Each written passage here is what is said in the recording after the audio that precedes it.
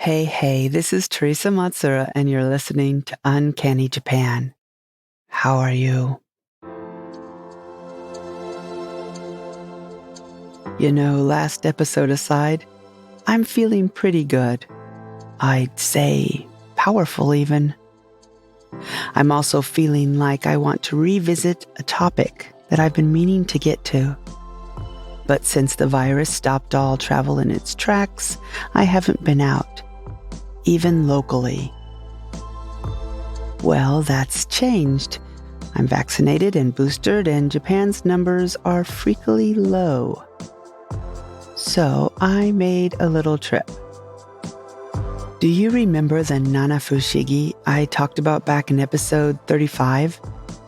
Those strange happenings or mysterious occurrences that are associated with certain places, and usually they take place in sevens. If your memory is serving you correctly, you'll recall after I introduced them, I did a show on two nanafushigi in my prefecture. The rock that cries at night, Yonaki Ishi, and Koumare Ishi, these perfectly round stones that appear from this cliff and slowly work their way to the surface, only to fall into the river below, thus predicting the death of the head abbot of a nearby temple. Anyway, those are episodes 36 and 59 if you want to revisit them. Here it is, show number 88, and I can finally leave my house again. It's time to do another nanafushigi. Today, I'm going to tell you about a strange lake with a giant snake dragon living deep in its depths, waiting. How did it get there? And what is it waiting for? Well, I'm going to tell you that real soon. But first, would you like to explore the stranger, more obscure corners of Japanese culture? Dig a little deeper into superstitions, curious customs, and all those mysterious creatures that inhabit the land? If so, then this is the podcast for you. Uncanny Japan is where I, author Teresa Matsura, share all the fascinating tidbits I unearth while doing research for my writing. From the bizarre to the ghastly, and everything in between. I hope you enjoy the show.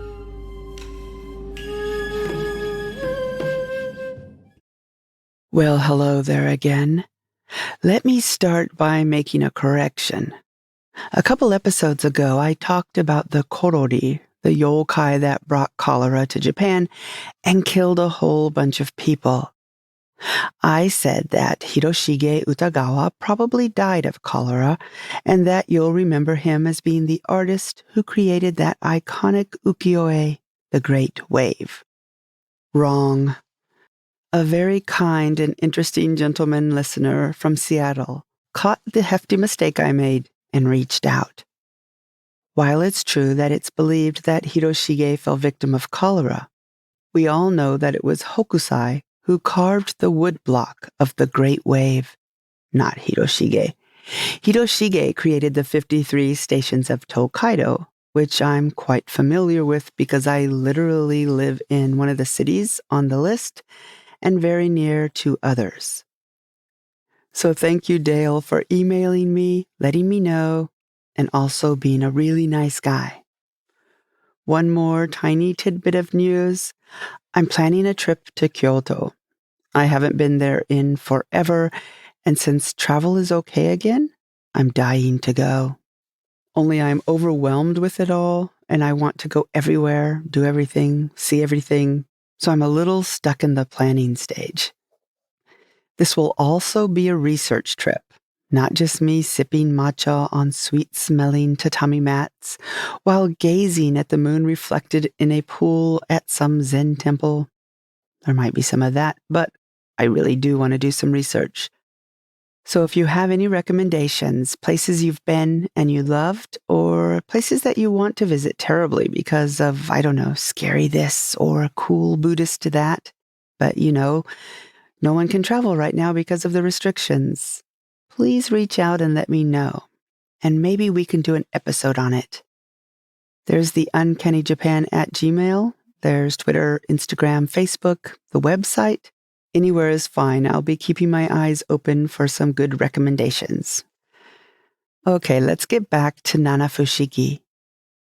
I'm excited because this is one of those legends that I've never seen translated into English or any other language as far as I can tell. And while I knew some vague details about the story and have visited the lake in question dozens upon dozens of times, I didn't know the real details until I did the research for this episode. As a matter of fact, there is so much interesting story here, I'm going to divide it into 2 parts. Part 1, the main myth, and Part 2 will be some of the surrounding stories and why it's so mysterious and still celebrated to this day. Today's mysterious happening is from a place called Sakuragaike. It's a quaint little lake mostly surrounded by forest in a place called Omaezaki. Do you hear that? I didn't even need to tell you, did I? Yep, we woke up early and we brought the binaural mics to the lake to see what kind of nature sounds we could get. So aside from the idyllic lake, there's a great big torii gate nearby, a shrine that dates back to 584, and a wicked cool tree trunk that has grown low and twisted and has been decorated over the years with vines, 2 eyes, horns, a tongue, and oddly it has succulents growing out of its face. It looks just like the dragon. The dragon from the legend, no doubt. I'll put up some photos for you to see. There are actually several different myths that have arisen from this small lake called Sakuragaike, but it all starts with this one. A legend that goes something like this. 800 years ago, not here, but in the mountain of Hiei in Kyoto, roughly 300 kilometers away, actually, there practiced a very high-level and respected monk named Koen Ajari. Koen Ajari was also a very curious monk and a deep thinker. He had so many questions, like, what happens to us after we die? Among others. Anyway, after years of study, he began to get frustrated because he had all these unanswered questions, and the more he studied the ancient Buddhist texts, the more questions he had.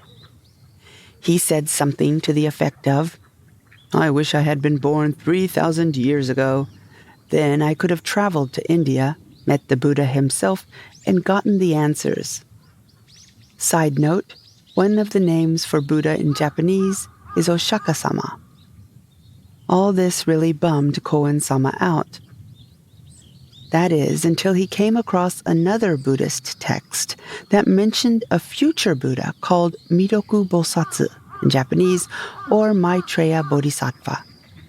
To which Koen Ajari had a thought something like this.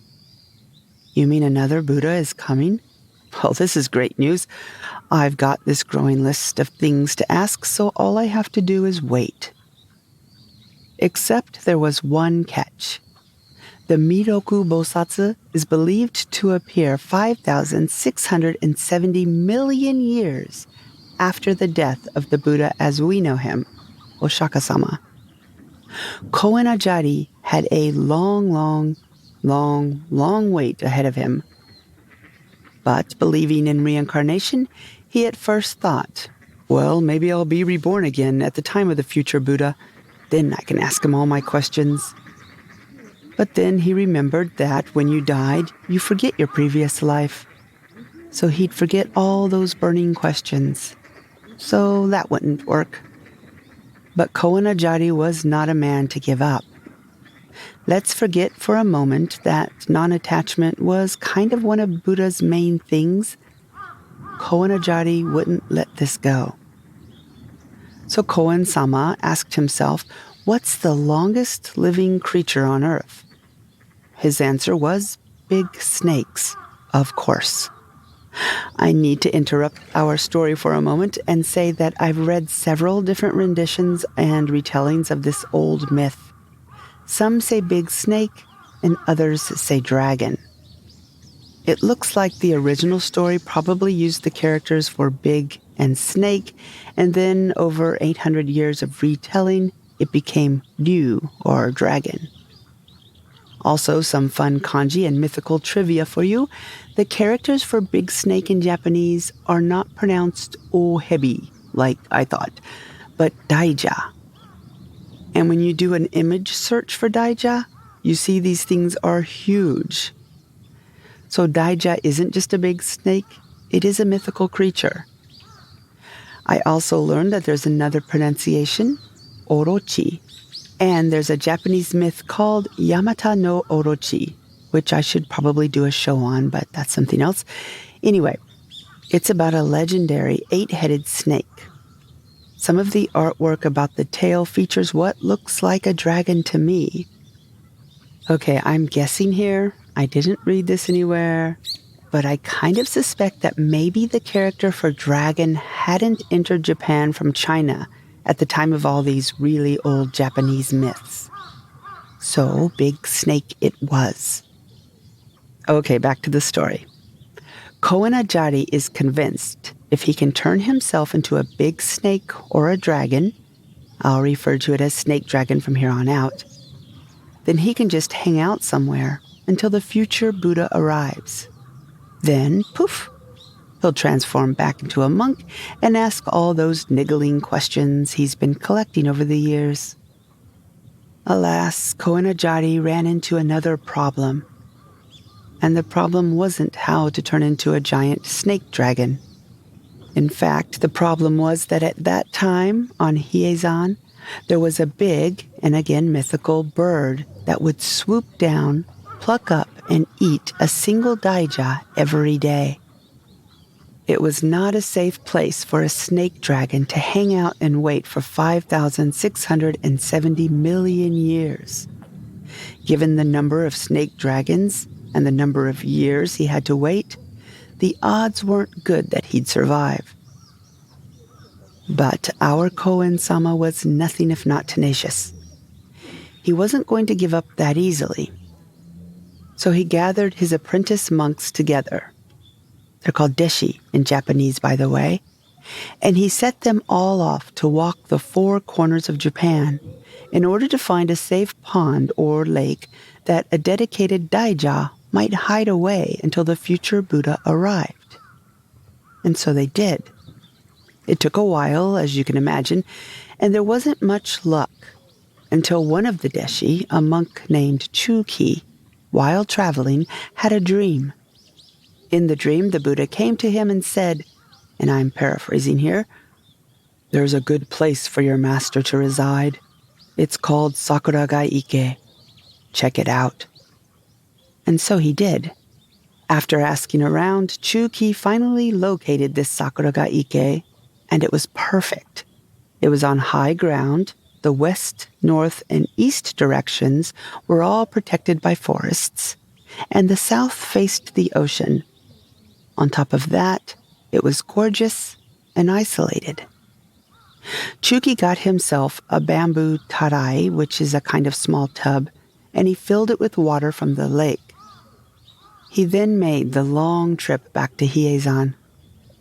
Koenajari was thrilled upon hearing his story, the dream, the perfect hiding place. "Okay," he said when Chuki was finished talking, "I'm ready to go." "Right now?" his deshi asked. "Right now," he said. Koen-sama told all his gathered deshi to keep up with their Buddhist studies and meditations. He wished them well and took that tarai full of water from Sakuragaike and poured some into his cupped hand. He swirled it around while reciting a sutra. Soon black smoke began to billow from his hand until it completely engulfed him. The deshi were all getting very nervous. They were coughing and scared when suddenly the smoke cleared and instead of their master, a giant snake dragon remained. You can imagine how they all freaked out, because they did. calling out the name of their teacher, running around, screaming. But all the same, Koenajari, now a daija, rose into the air and flew to Sakuragaike. He arrived there later in the evening. Accompanying him was a great storm, winds and rain seemingly out of nowhere. The nearby villagers were like, "What's going on?" But then the bad weather just suddenly stopped as quickly as it had started, and the lake was peaceful again. Later, somehow, it's not really said anywhere, but the word spread that there was a great monk in the body of a snake dragon living at the bottom of the lake. 20 years later, one of Koenajari's deshi became a great monk himself. His name was Hellman. He decided one day that he would take 3 of his apprentices and visit Sakuragaike to pay Koenajari a visit. After reaching the lovely lake, the 4 monks sat on the grass and meditated and chanted sutras. They were asking Koenajari to show himself. They wanted to say hi. They called him once, they called him twice, and on the 3rd time the calm lake began to kick up waves and smoke, and suddenly, what do you know, there, floating above the water, was Koenajari in his old human form. "Oh, Honen, thank you for coming all this way. Here, follow me." And with that, the lake parted in 2, and a path led down, down, down to the deep, deep bottom of the lake. What did they find waiting there? And what happened next? Well, you can find that out and more in the next episode of Uncanny Japan. You see, this is getting really long, and I don't want to cut out any of the details of the story because I just love that it's over 800 years old and we still have names and quotes even. So I will leave you here hanging on this cliffhanger by your fingernails for now. And please remember that if you'd like to support the show and get some extras, you can do so over on Patreon for as little as $2 a month. However, for $5 a month, you get all the folk tales I'm translating and retelling from those old books I found, as well as other random goodies, recipes, and the binaurally mic'd backgrounds, for example. You can also join the Uncanny Japan Discord server that Richard set up. How to do that is in the show notes of this episode, which you can find on the Uncanny Japan website. Or if your Patreon page is connected to your Discord account and you've given it permission, it just automatically adds you to our cheerful, quirky little group. Thank you all so much for listening, and I will talk to you again real soon. Bye-bye.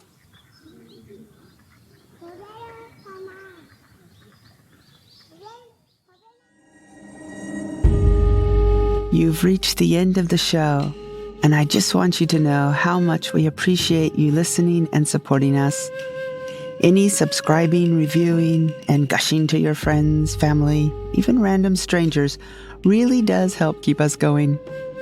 If you have the means and you want to help a little more and get a little more, we are making extra content over on Patreon, all for only $5 a month. Or if you like to read horror, you might be interested in my Bram Stoker-nominated short story collection, The Carp-Faced Boy and Other Tales. 本当にありがとうございます. Thank you again, and I'll talk to you real soon.